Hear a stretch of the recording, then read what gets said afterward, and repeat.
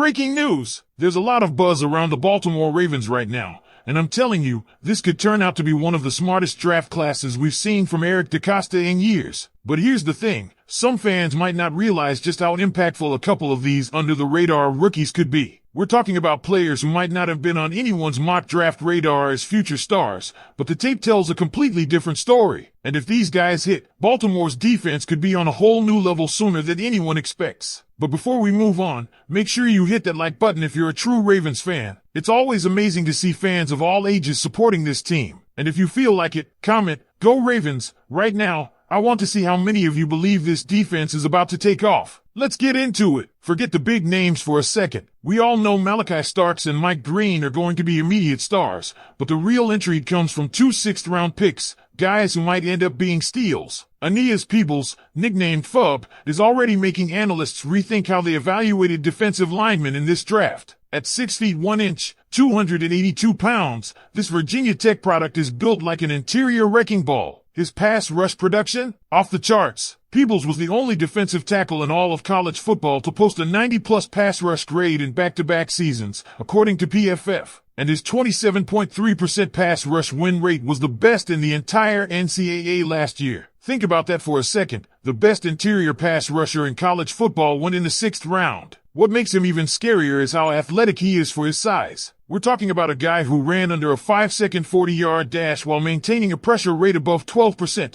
something only 4 players in college football managed last season. One went in the 1st round, another in the 2nd, another in the 5th. And then there's Peebles. His spin move is lethal, his hand usage is refined, and he has that rare closing speed that most 280-pound linemen simply don't have. He's already being compared to a smaller version of Nambi Mek because of how he wins from the interior. And the best part? He's joining a Ravens defensive front that desperately needs interior help. Last season, Baltimore's top 2 interior pass rushers, Travis Jones and Benapk, combined for just 7 sacks. Their pressure rates took a step back, with Jones dropping to 7.8%. That's not championship-level production, and the front office knows it. Imagine third and medium situations next season with a front 4 featuring Dafoe, Nambi Mek, Kyle Van Noy or Mike Green, and Aeneas Peebles. That's the kind of combination that could completely change how opposing quarterbacks approach Baltimore. Now, here's the real question. How many sacks can Peebles get in his rookie season? The depth chart isn't as stacked as people think, so there's a legitimate chance he plays meaningful snaps right away. If he carries over even a fraction of his college dominance, this could be the steal of the entire draft. But we're not done yet,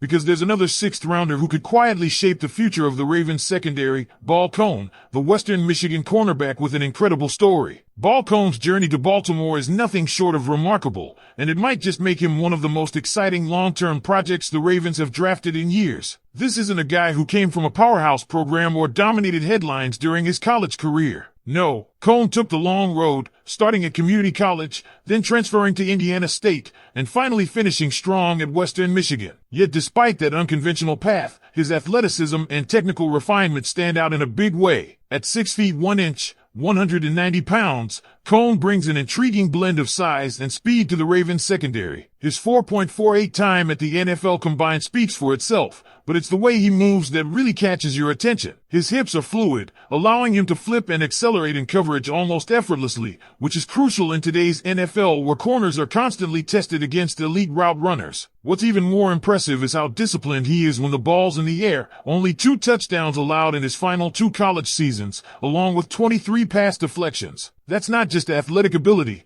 that's technique and instincts working together. And here's where things get even more interesting. Cone is solid in both man and zone coverage, something not every rookie cornerback can claim. Most young defensive backs excel in one scheme but struggle in the other. Cone, however, has shown he can play effectively in both. He's also aggressive in getting his head around on passes, which is a skill Ravens fans have been begging to see more from some of the current depth players in the secondary. Now, here's the reality. 2025 might not be the year we see Cone heavily involved. Baltimore's cornerback room is loaded with veterans right now. Jaire Alexander, Chidobe Awuzie, Marlon Humphrey, and rookie Nate Wiggins are locked in as the top 4. TJ Tampa likely secures another spot, making the competition for roster spots fierce. But this is where Cone's value skyrockets looking forward. Alexander and Awuzie are both on 1-year deals. That's huge, because after this season, unless those two absolutely dominate, the Ravens could move on and look to younger, cheaper talent to step in. And that's where Cohn enters the conversation. Baltimore drafted him with the future in mind, envisioning him as a potential outside corner who could thrive in press man coverage while continuing to develop under the mentorship of those veterans in 2025. There's also the training camp battle that's already turning heads, Ball Cohn versus Robert Longerbeam. Two completely different types of corners. Longerbeam is more suited for the slot, while Cohn projects as a true outside press corner. That versatility in the secondary is going to push everyone in the defensive backfield to elevate their game, and that level of competition can only make the unit stronger as a whole. And let's not forget what Eric DeCosta and the Ravens scouting department have done historically with late-round defensive backs. This organization has a reputation for finding hidden gems, developing them, and turning them into significant contributors, sometimes even stars. Cohn's story fits right into that narrative. The physical tools are there, the mindset is there, and Baltimore's defensive system is perfect for a player with his skill set. And if we're really talking about the big picture for this Ravens team, this 2025 draft class could be the foundation of something truly special. Eric DeCosta has taken a lot of heat in past years for being too conservative or for missing on some offensive weapons, but this class, especially these late-round picks, might end up being the proof that Baltimore's front office still has one of the sharpest scouting departments in the league. Because think about it, if both Aeneas Peebles and Ball Cohn develop the way the tape suggests they can,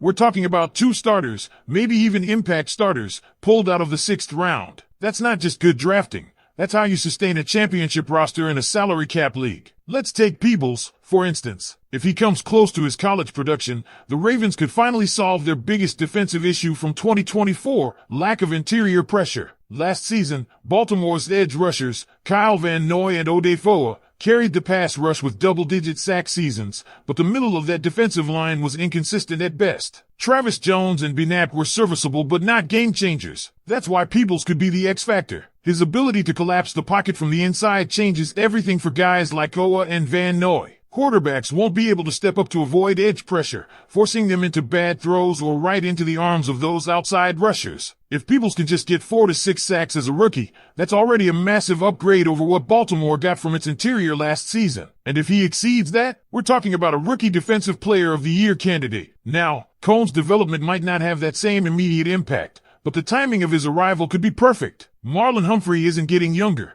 and the Ravens aren't going to be able to keep paying high-priced veterans in the secondary year after year. By 2026, this team could have a completely new-look cornerback group built around younger players like Nate Wiggins, T.J. Tampa, and yes, Ball Cohn. And given how much Cohn thrives in one-on-one press coverage, Baltimore might have drafted a future starter who fits perfectly into Mike McDonald's aggressive defensive schemes. What makes this all so intriguing for Ravens fans is the potential for these young players to grow together. Imagine a defense 2 years from now built around a healthy Marlon Humphrey mentoring Wiggins and Cohn on the outside, with Peebles anchoring the interior next to a fully developed Travis Jones, and Mike Green becoming the versatile chess piece on the edge. That's not just a solid defense, that's the kind of unit that could once again be feared across the league, like those legendary Ravens defenses we still talk about. The question is, how quickly can they get there? Will Peebles become that interior disruptor right away, or will he need time to adjust to NFL offensive lines? Can Cohn carve out a special teams role in 2025 and impress enough to earn rotational snaps later in the season? Or will this be a slow burn development year for him, with the real payoff coming in 2026? One thing is for sure, these aren't just depth players. These